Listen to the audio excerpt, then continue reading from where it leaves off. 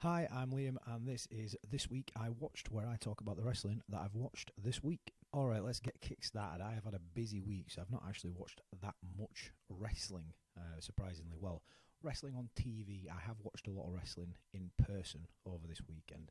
But let me get kick-started. First thing I watched this week was John Cortez versus Jeff Kay. It's a World of Sport match. I believe late 70s, but I'm probably wrong on that. Sometimes it's really hard to tell because there's no timestamps on any of the videos, and I also don't know where it was from. But with that out of the way, this is a very World of Sport match. It's got a super long, slow start where they're just working the wrist for like the entirety of the first round. But then, as it starts to move, there's just some spots that are just really lovely. It's a face-to-face encounter. They're both enjoying it. It's just some nice, steady wrestling. Now, with that, I'm going to talk a little bit about World of Sport in general and how I tend to apply stuff out of it. So when we talk about World of Sport, we're actually referring to the program that wrestling used to be on, which was World of Sport. World of Sport isn't actually the name of the wrestling as such. The actual wrestling is really Lord Mount Ever's rules. The reason why it's called that is because back in the day, where wrestling was thought to be a legitimate contest, it had to go through Parliament to have proper rules. With that, Lord Mount Evers was the person that put wrestling through the House of Commons and the House of Lords to give it an official rule book similar to boxing, so then it could be put on in a live capacity under sporting rules in the same way that the FA have to set the rules for football. So it all works that way. But with that, and with the addition of rules, comes the addition of certain tropes and certain things that happen within World of Sport that you won't see nowadays because the rules are different, or ever so slightly different. For example, most matches are contested under 2 out of 3 falls. Every now and again there'll be a 1 fall match, but that's like a bit of a special attraction.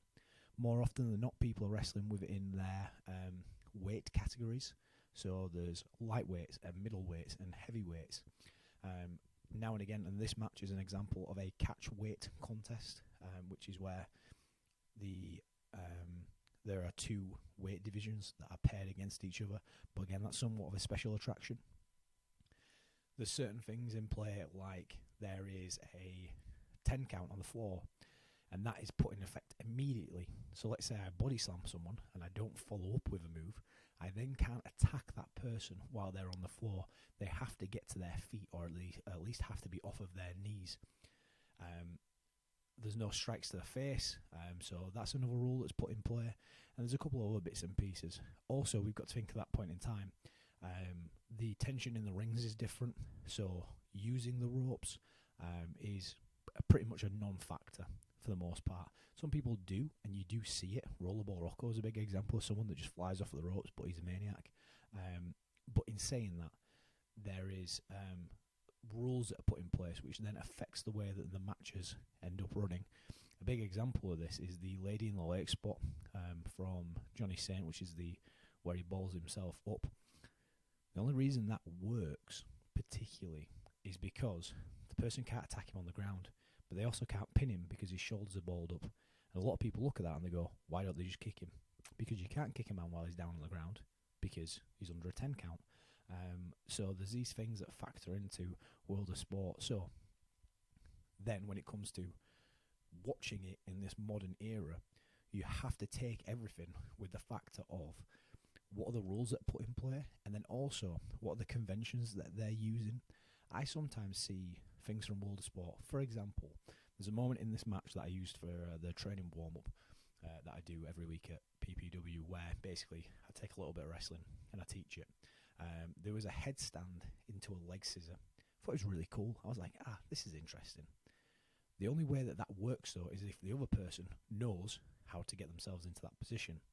So there's certain things like that where something looks cool, it works nicely, but there's, I suppose you call it like tricks of the trade that have been lost over the years or aren't as prevalent anymore because we follow a far more American style of professional wrestling.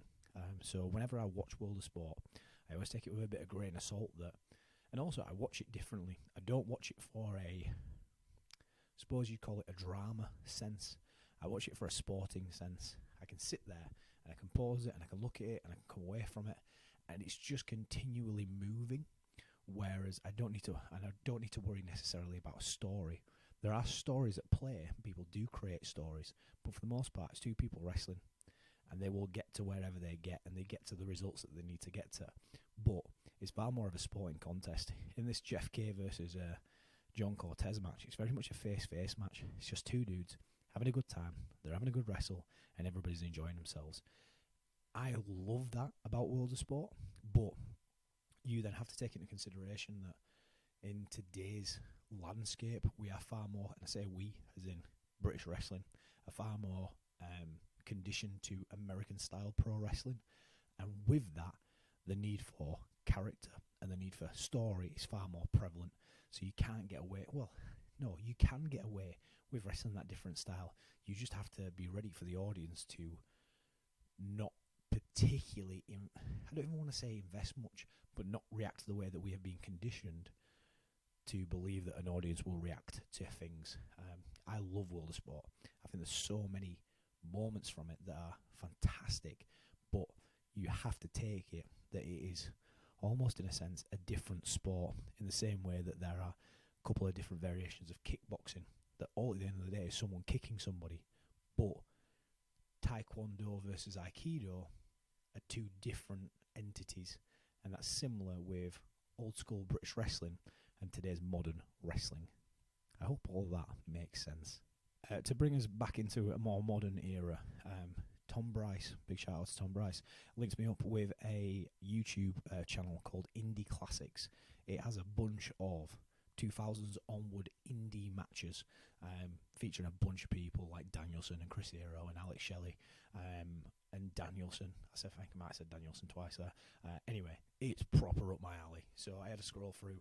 I saw Alex Shelley versus Lee Moriarty from PWG Battle Los Angeles 2022 in the first round. Thought I'd give this a watch. I enjoyed it. I think it's okay. It's fine. It's around 17 minutes, and I don't think it needs to be that long. Alex Shelley loves a limb versus limb story. Usually it's an arm versus leg. My problem with that, or at least what I think could have maybe been a better story, would have been the fact that they both use a Border City stretch. Lee Moriarty uses a Border City stretch because of Alex Shelley. And then rather than it being arm versus leg, that could have been arm versus arm. Who's going to get the Border City stretch on? They both know ways in and out of it. And I just think that could have been a more fun story to tell. The crowd aren't massively there for it. They're okay, but they're not at an expectation of what people might consider a PWG match is. But again, they're in the first round. They might I don't exactly know where they are in the card, but they might have been told, just pull back a little bit because we've had banger and banger and banger, and the crowd need a little bit of a dip.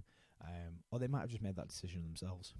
They sort of went through like a 7-point structure in terms of the match, and I don't think the crowd are coming up until they get towards a finish stretch, or at least the finishing moments where the crowd are like, oh, now we're going to end. So with that, I didn't necessarily feel like it needed a heat. I think they could have just wrestled. And if they'd have just wrestled for 10, 12 minutes to then do a 5-minute stretch at the back where they're teasing for Border City stretches, the Border City stretch, maybe the crowd might have been more engaged with it. But in saying that, I don't think it's a bad match by any means, and I think it filled its purpose on the card. It's just a case of it's not. When you watch PWG, you almost want it to be like unbelievable madness, and then when it's not, you're like, that match probably would have been a lot better on a different card in front of a different audience. And also, just as a side point, I dislike the Globe venue that PWG are now in. For me, it's Reseda all the way. One of the main reasons that I don't like it is that hard cam is on the stage side. So then you've got stage, ring, and then all the audience. So the wrestlers end up working towards the hard cam, and I don't want to say that they're not ignoring the audience, but there's this weird, like, they're in front of the audience.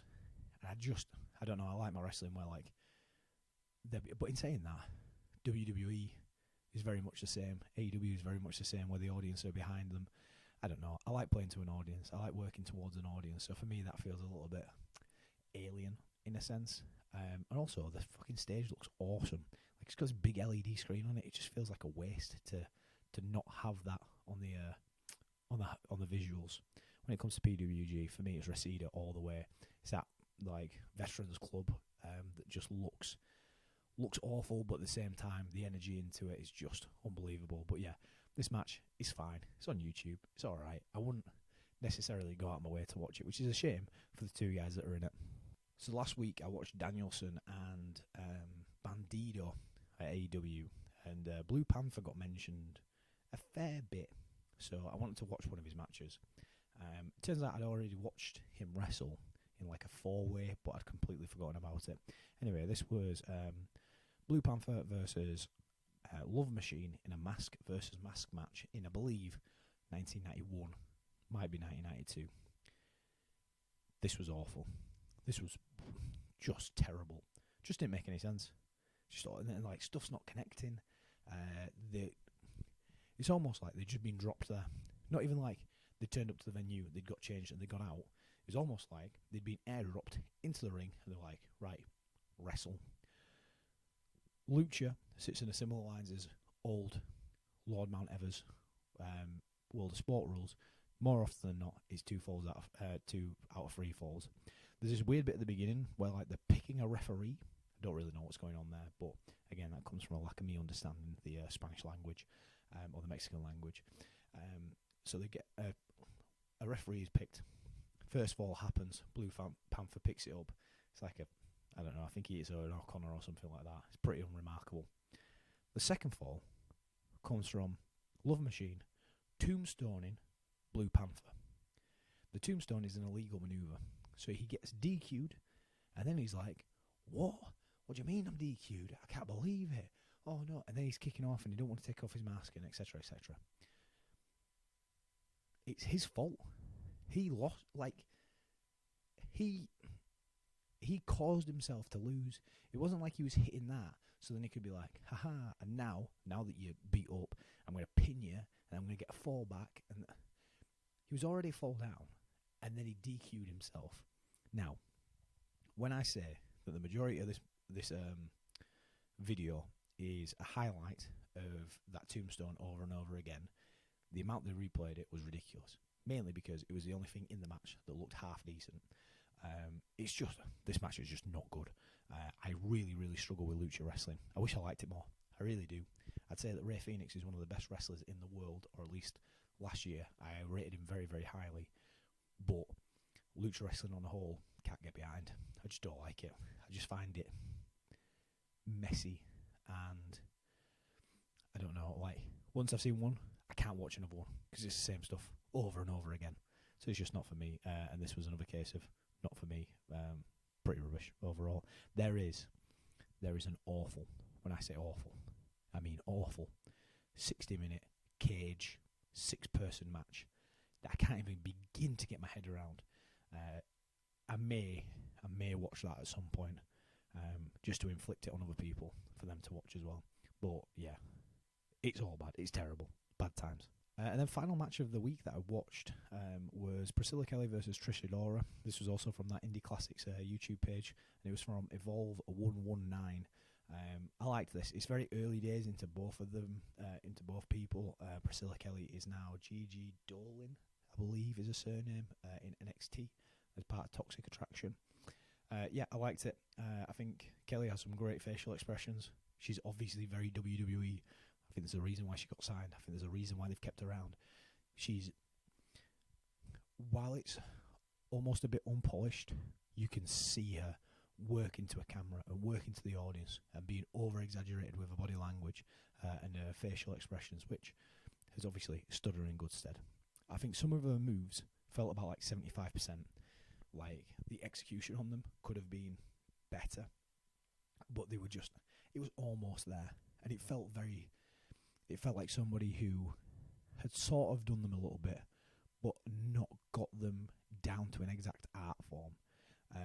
And this is also a very like early Trish Adora, but I really like her. I think she's excellent. I think she's got really, even in this where you can tell that she's new. She's got a really solid presence around her. She looks solid. Her work style's good. I'm really surprised that she's not signed to like a major wrestling company, but I also think that she might not want to, and she doesn't want to go there, and she's just happy doing what she's doing. Whatever makes her happy, that's great. But if you haven't checked out Trish Adora, I would do. I think she's incredibly talented. I think she works incredibly well. She works how her body type works.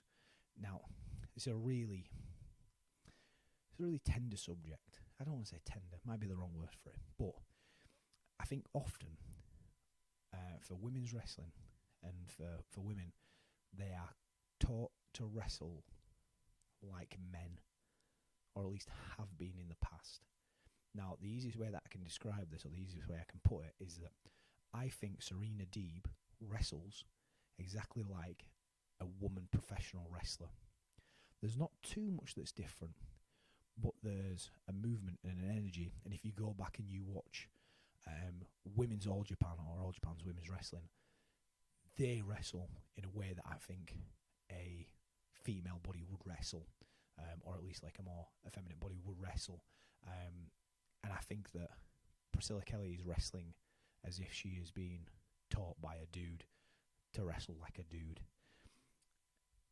It's almost a bit of a thesis in a sense. It's not super confirmed thought in my head, but there's just something to it where I go, there's something there. In the same way that a heavyweight wrestles like a heavyweight and a lightweight wrestles like a lightweight. And I think sometimes people work for the wrong body type, and I can sort of see that trending through this a little bit. If you don't understand what I mean, watch Serena Deeb wrestle, and you will see her wrestling in a slightly different way, and her movement's different, and her energy's different. And I think that encapsulates what I'm trying to say here. And then I've had a super busy weekend of live wrestling. So Friday I was at MEW for the Toon Tussle, and I did some Toon tussling. The Toon Tussle was for the number one contendership for the heavyweight championship, or the MEW heavyweight championship. I'm already Northeast champion. I got my businessman, Mr. D, who's my manager at MEW. I got him to pull me out of a match with Shreddy, which was for my championship, and I went, no, forget that, put me in the match where I could be a number one contender. Unfortunately, I was thwarted by a Big Rig. I've been at MEW now for about 8 years, and they've seen various iterations of me. I like working there. It's a fun little show. It's in the Innisfree in Long Benton. Usually, more often than not, it's the same people that turn up that are either Northeast wrestling fans who are just there for some wrestling, or families that only know about MEW.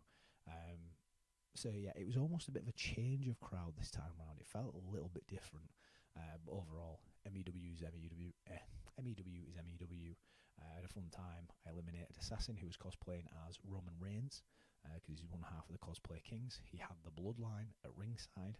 As I was running to the ring to slide in and eliminate him, I accidentally pounced one of the Usos, Jimmy or Jay. I don't know which one it was. When I say that this lad flew 10 foot across the floor, he flew. I apologised afterwards, but you know, when you got to get in the ring, you got to get in the ring. So yeah, that was MEW. I watched the first half from up on the balcony. It was fun. Again, the MEW crowd like what they like, and they like being engaged with, and they like having a fun time out of it. And they love, even though I didn't give them it, and I never will again, they love a dance off. So if you're at MEW and you're a babyface, you want to get over, just do a dance. Saturday was a long old day for me. I had training at PPW, and then we had an afternoon show and an evening show with True Grit Wrestling. Oh, I nearly fell over then. Sorry, I'm stood up and I leant against something. I nearly fell over. That were good. Yeah, I had an afternoon show and an evening show with True Grit Wrestling, also at the PPW venue, which meant I was being the venue manager and also wrestling on the afternoon show against Dan Evans in a Pure Grit Rules match. I'm getting more acquainted with Pure Grit Rules. Basically, it's a round style where it's submissions only. Now, I'm quite a pinny wrestler. I like pins, and I'm not super in on my like finishing submissions. got my single leg. I go to that all the time. So it's quite a nice test for me. And also the style of wrestling is different, and we try and wrestle a different style, or at least at a different pace. So yeah, basically just got in the ring, had a wrestle around. I won, obviously. And as to the rest of the show, stuff that I would look out for. Wing Commander Nash and Ace Matthews have a fantastic match. An unbelievably good match. I am Ace Matthews' #1 fan. I will go on record. If you go on his Twitter and you look at who's liking his stuff, it's me. Just me, alone. But I'm glad that he's getting the props that he deserves and doing some cool stuff. And also Jet Marshall against Enserico is wonderful. A great wrestling match. I felt like Jet really came into his own, found another level. So yeah, I was really pleased for him. I'm hopeful that 2023 is a big year for Jet because he deserves it. And I'm quite looking forward to seeing what he does. And then finally, Sunday, we had our PPW in-house show. So what we do with the in-house shows is it's basically a dress rehearsal show, in a sense. It's a training session. We all come down and we run it as a show. Wrestlers are in the crowd. We have some friends and family that might come along if someone's like making the debut and stuff like that. And they've become a bit of an entity all of their own. They are on YouTube. If you search out Pursuit Pro Wrestling, you'll find a good number of them now. We're up to this was 14 that's just gone. The first 3 aren't on YouTube, but from 4 onwards, I believe that they are. Yeah, and basically, just had a really good time about it. I'm really pleased for everybody on the card because I think everything came across real well. And it sort of comes in like ebbs and flows, or like peaks and valleys, where like we peak up where we hit a high point, and then we have a bunch of people that probably end up getting onto shows, or just can't do it, and then we've got some newer people that come through, so the quality of the show just starts to drop a little bit, which is fine. It's expected. It's people in training that aren't out on shows yet, and then the quality gets better and better and better, and it comes down again. I think we're reaching up to a high point, or at least it is coming up to that point.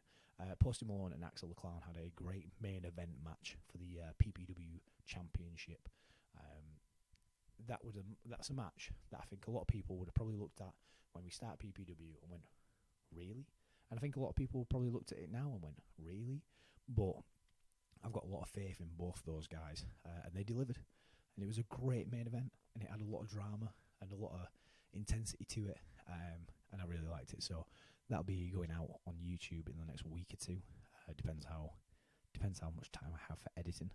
So when you get a chance, watch the in-house show that will be up on YouTube. And that brings me to the end of this week I watched. Now, next week I am wrestling at Planet Wrestle Planetary Go against J Vertigo. That's at the Holbeck in Leeds. So if you're Leeds based and you want to come along and watch that, please do. Should be a fun night where we do some space shenanigans. Doesn't sound very postmodern, but we'll find a way of making it postmodern in some way or form. It's a pretty busy week this week. I don't know how much I'm going to watch. We shall see, and I'll see what I end up getting my eyes around. I do need to watch something for an opening spot for the warm-ups, unless I've got something already saved. I don't massively know. But anyway, if you've got a YouTube channel that you think I should check out, please send it over. If you have any matches that you think I'd be interested in watching, please shoot them over. Or if you just want to chat about anything that I've talked about here today, please drop me a message. Hope you've enjoyed it, and I will catch you next week. Cheers.